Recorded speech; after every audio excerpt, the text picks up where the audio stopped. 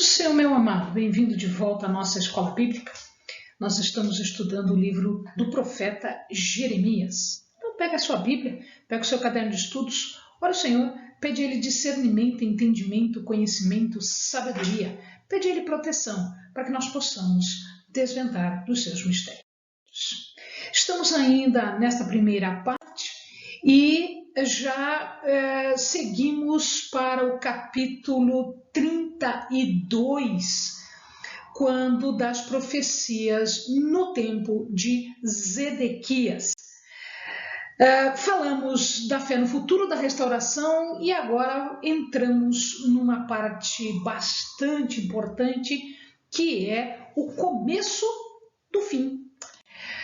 Na verdade, o capítulo 34 fala exatamente das mensagens que já estavam chegando para Zedequias. Zedequias, ele está irredutível no seu intento de fazer rebeldia, revolução contra Nabucodonosor.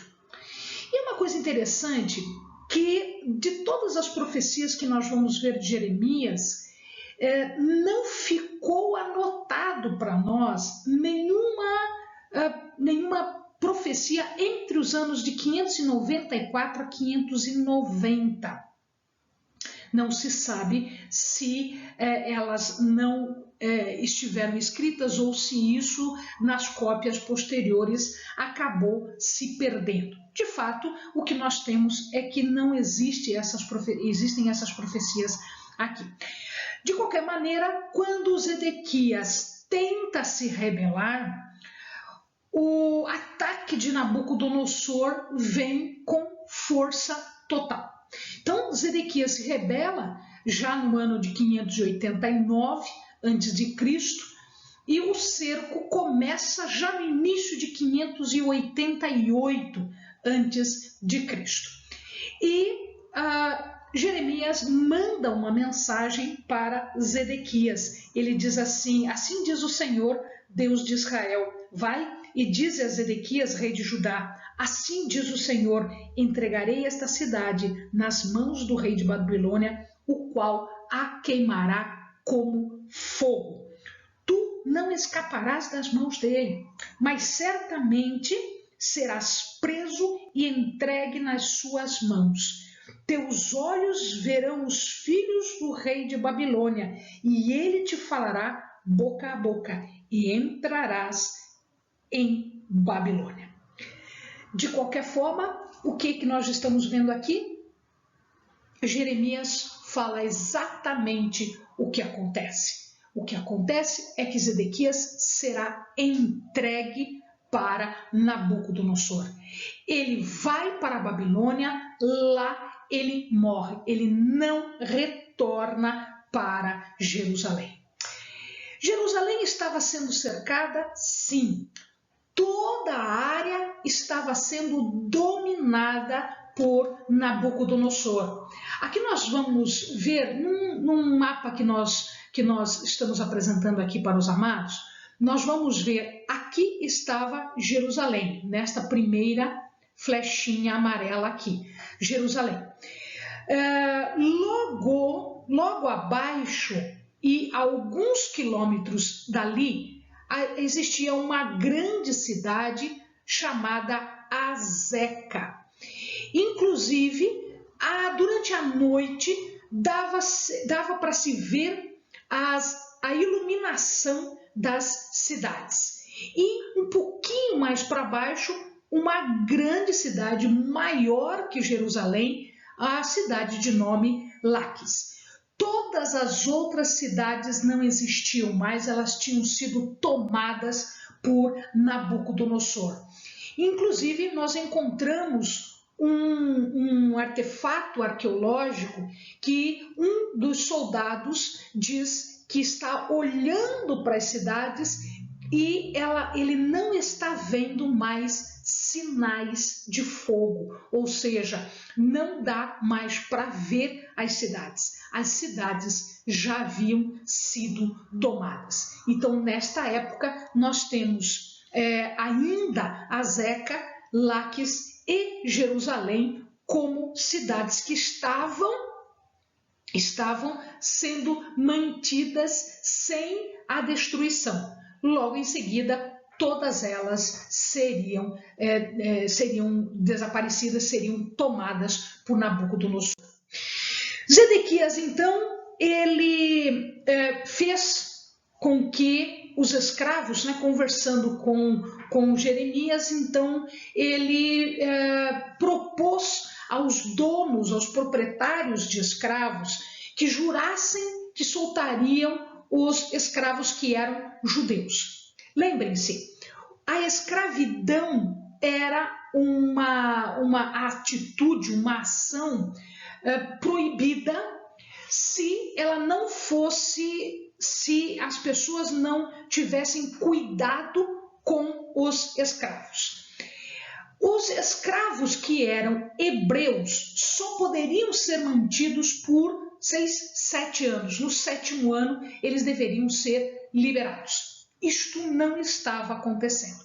Então, haviam aqui 2 crimes. Um crime que era uma exploração social e econômica das pessoas. As pessoas elas estavam passando dificuldade e sofrimento, elas eram escravas nas mãos destes grandes proprietários, desses senhores que existiam lá em Jerusalém. Quer dizer, eles queriam se livrar da escravidão, mas eles faziam as pessoas escravas. Um segundo crime seria a não soltura desses escravos quando a lei determinava que eles deveriam ser soltos. Então, 2 grandes crimes, 2 grandes pecados. Quando o exército egípcio se levanta para ir em socorro de Jerusalém, o cerco foi relaxado, a gente viu que isso aconteceu. E aí a promessa já tinha sido feita. Por quê? Eles achavam que se eles prometessem liberar todos os escravos, Deus ficaria impressionado e não deixaria que eles fossem tomados e destruídos.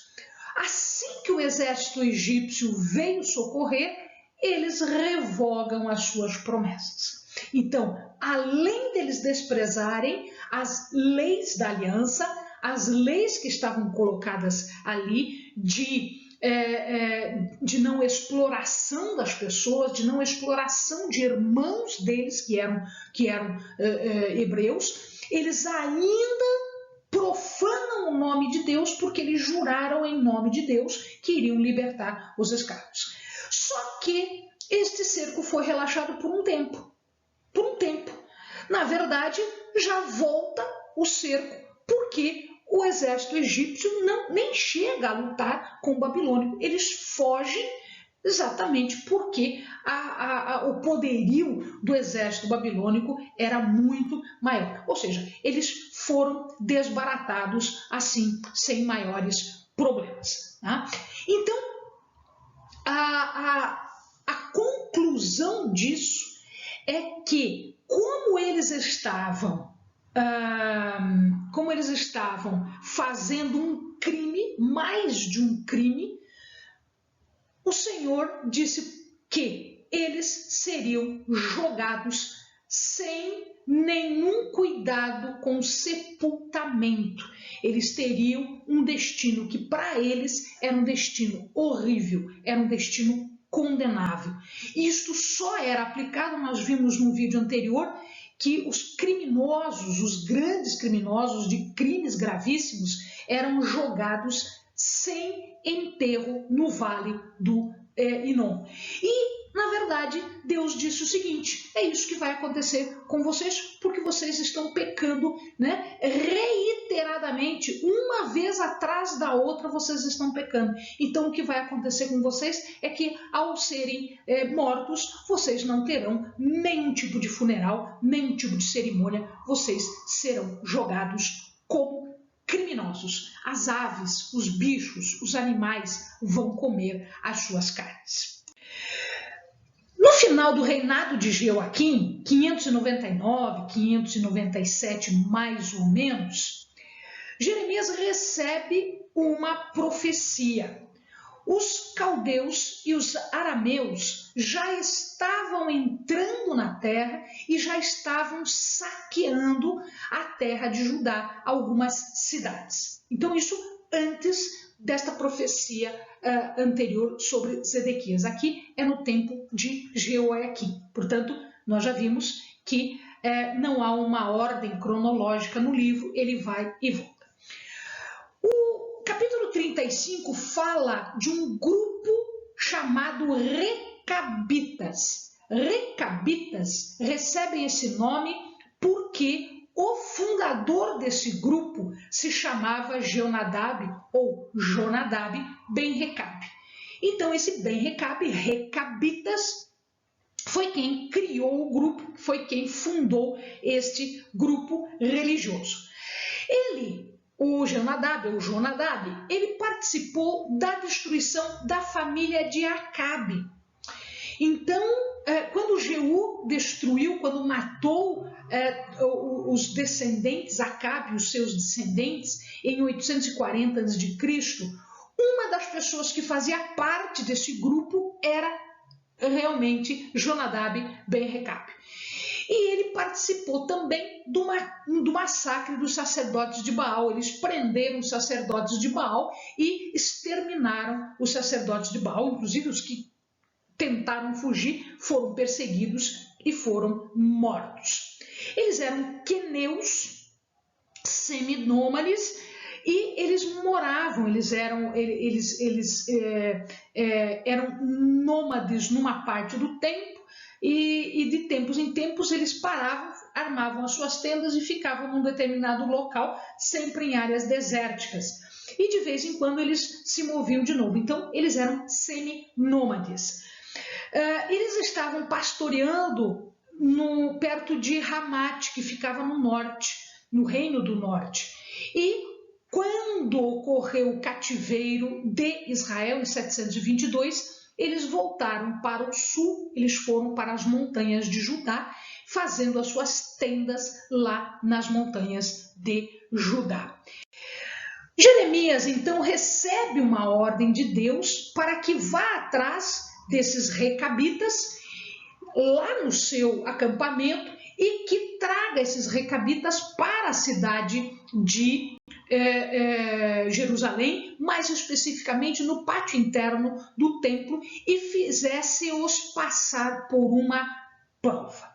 Então ele foi atrás, e aqui nós temos o nome de algumas pessoas, né? Jazanias, que provavelmente era o líder do grupo na Judéia. Hanã era o líder de um grupo de discípulos. Maacéias, que é filho de Salum, provavelmente era o guarda do vestíbulo lá do templo, responsável por todo o dinheiro que era arrecadado e que servia para a reconstrução do templo, a manutenção do templo. Então ele foi, com essa autorização, ele foi, chamou todo mundo, levou para o pátio interno, levou para o templo. Lá no templo, ele então os submete a uma prova. Lembrem-se que aqui os recabitas, eles não eram gerim, eles não eram estrangeiros residentes. Eles viviam na terra como estrangeiros e peregrinos na terra. Ou seja, eles não habitavam em casas. Tanto isto é que na palavra ele diz, nós não habitamos em casa, nós não temos autorização para habitar em casas. Nós habitamos em tendas. E as nossas tendas estão prontas para que, quando Deus disser, saia daqui, vá para lá, eles simplesmente recolhem, fazem a trouxa deles e andam para onde Deus os manda. E este comportamento de obediência, tanto quanto ao bem Recabe, quanto a Deus, é que faz com que Deus tenha uma simpatia, uma especial consideração para os recabitas, exatamente porque eles eram fiéis, eles eram obedientes às regras. Deus falava, eles faziam. O seu líder deu algumas instruções, eles seguiam à risca essas instruções. Então, Deus manda Jeremias chamar todo mundo, deixar esse povo todo lá, e na frente de todo mundo ele coloca vinho e pede então para que eles se sirvam. Eles podem ficar à vontade, eles podem se servir, porque Deus estava mandando, né? Jeremias diz: Deus está me mandando deixar aqui vinho para vocês. Os recabitas dizem: não, nós não vamos beber. Nós não vamos beber porque nós temos orientação. Primeiro, para não habitar em casas, e sim em tendas, estarmos prontos para mudar assim que Deus manda. E em segundo, nós temos orientação para não tomarmos vinho. Algumas pessoas se abstinham de tomar vinho. Este era um costume que, junto com outras coisas, caracterizavam os nazireus. Os nazireus não cortavam o cabelo, não usavam vinho, ou seja, eles se afastavam de algumas coisas desde o início. Então, muito provavelmente, estas pessoas tinham feito um voto quase como o voto de Nazireu, porque eles se afastavam de bebidas. Ora, Jeremias então usou esta resposta dos recabitas para dar uma lição aos habitantes de Jerusalém. Então eles cumpriam a ordem de Jeonadab. Veja lá, então as palavras de Jonadab, filho de Recabe, que ordenou a seus filhos que não bebessem vinho, foram guardadas, pois não beberam até este dia, antes ouviram o mandamento do seu pai. A mim, porém, Deus está falando, a mim, porém, que vos tenho falado a vós, madrugando e falando, não me ouvistes. Em outras palavras, vocês não ouvem a palavra de Deus. Eles ouvem a palavra do pai deles, dizendo: se afasta do vinho. Eu estou mandando um profeta atrás do outro, um profeta atrás do outro. O que vocês fazem? Me ignoram. Não me atendem. Fazem exatamente o contrário do que eu estou dizendo. Então, olha, os recabitas serão abençoados, os recabitas serão afortunados. Por quê? Porque eles são fiéis, porque eles são obedientes.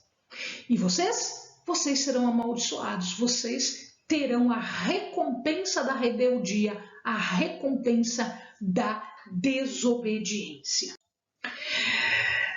Logo em seguida, o capítulo 36 traz um esclarecimento a respeito do livro de Jeremias. Em verdade, Jeremias escreveu 2 livros. Na verdade, foi Baruque que escreveu, Jeremias ditou para Baruque, que era a pessoa que escrevia para ele. Ele tinha escrito um livro, Deus tinha dado a ele, e ele tinha escrito este livro. E este livro, então, passou a conter todas as profecias do que haveria de acontecer muitos anos depois. Isto aconteceu no início do reinado de Jeoiaquim. O que aconteceu com o rolo, que era o livro, né? Lembrem-se que o rolo aqui era a forma que eles escreviam. Eram folhas que eram coladas uma do ladinho das outras e que eram estendidas e depois eles enrolavam, né, na medida em que havia a leitura, eles iam enrolando o livro, né?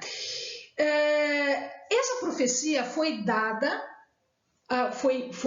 por Deus a Jeremias. Jeremias ditou para Baruque, Baruque escreveu. E elas foram lidas muitas vezes, a palavra diz que elas foram lidas muitas vezes. Este rolo tinha sido escrito mais ou menos em 605, 604, quando os babilônios já estavam levantados e estavam vencendo o Egito.